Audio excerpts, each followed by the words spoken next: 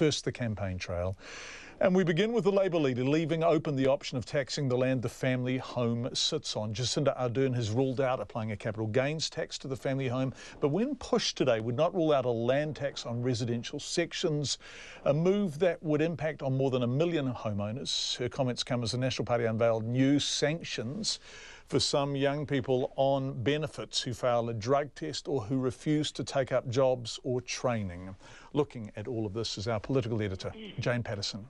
Tax has emerged as a flashpoint in this election campaign, with Labour coming under pressure to provide more detail about its plan to establish a tax working group if it becomes government.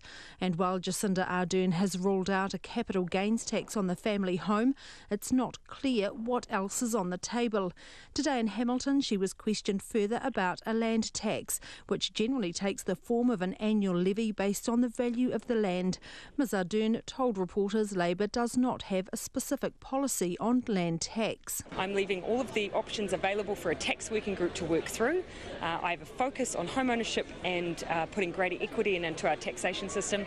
The rest I need to work through in office. Ms Ardern was pressed further about whether a Labour government would tax the land the family home was sitting on. Our target is not the family home. That is why I have ruled it out.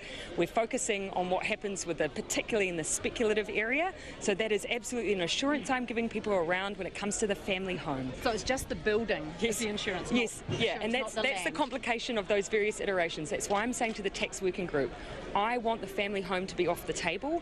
Please work through the options that remain available to address home ownership and to address affordability and to make sure our taxation system is fair. You're not ruling out the land that the house is on being taxed? I'm saying that I don't want there to be taxation applying to a family home. The rest is for the working group to work through. Meanwhile, the National Party has announced it would crack down on young people on a benefit who refuse to take up work opportunities or continue to use recreational drugs.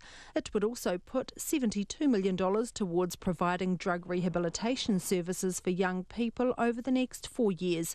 The leader, Bill English, told an audience at Invercargill's Southern Institute that those who refuse to do work experience or training on offer or who continue to fail drug tests would have half their benefit cut after 4 weeks of non-compliance. With a track record already of these types of sanctions, which have been in the system for a long time, about 95% comply within a month. So the actual number of people who've had a significant reduction in their benefit is quite small, and we would expect it'll be the same with this group.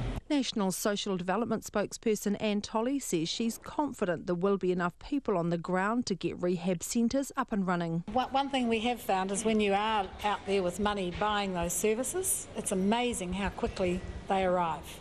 So yes, we are confident. It might be a bit slow getting up and running, but we're confident that there's people out there that will take up those opportunities. The Executive Director of the Drug Foundation, Ross Bell, says that's optimistic. He says there's a $150 million shortfall in rehabilitation services in New Zealand. We've actually estimated to meet the current demands for addiction treatment and to provide help for the 50,000 New Zealanders who want help, who currently can't get it, we're going to need to double the treatment budget. We've estimated we need about $150 million of new money to deal with existing needs. The Green Party says National's latest election promise is punitive and a distraction from the pressing issue of poverty in New Zealand.